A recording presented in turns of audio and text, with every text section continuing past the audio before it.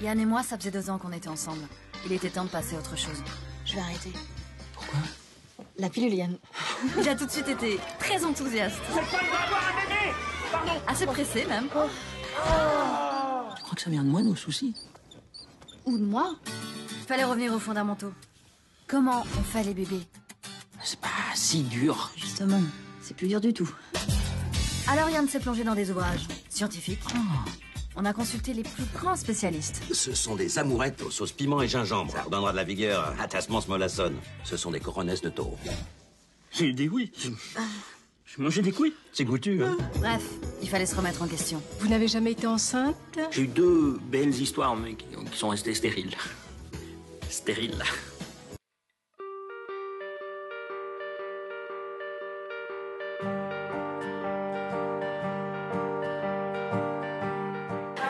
C'est un scénario qui était déjà extrêmement bien écrit, à 4 mains, par donc le réalisateur Bernard Jean-Jean et sa femme Martine Fontaine, qui ont rencontré cette problématique dans leur vie. Ils essayaient de faire un bébé, puis ils ne sont pas arrivés pendant un long moment.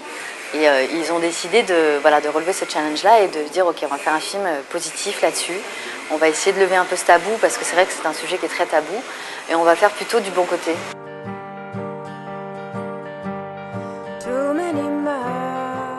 Je me compare pas du tout à mes personnages, ça m'intéresse pas. Ce que j'aime, c'est pouvoir vivre des vies différentes. Et donc du coup, moi je me suis plongée dans celle de Rose, mais qui n'est pas du tout la mienne.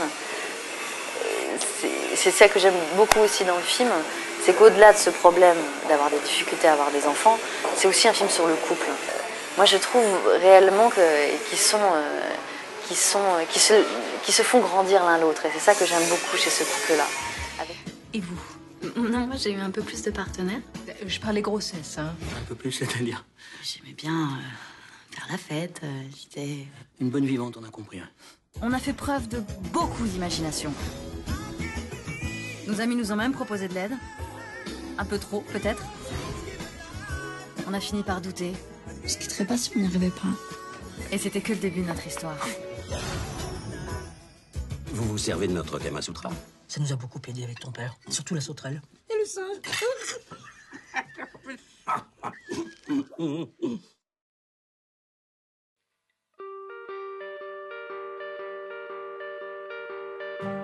C'est quelqu'un qui, voilà, on savait pertinemment qu'il n'allait jamais aller dans aucune vulgarité, qu'il n'allait pas aller vers quelque chose de graveleux ni quoi que ce soit. Et c'est vrai que ces scènes-là, en plus, moi, j'ai même pas le souvenir aujourd'hui d'avoir eu, par exemple, une appréhension en disant, ouais, il y a quand même quelques scènes d'intimité, mais c'est de l'intimité, c'est l'intimité de l'intimité.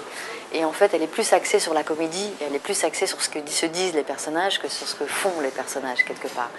Et ouais, elles sont truculentes pour moi, c'était jubilatoire plus à jouer.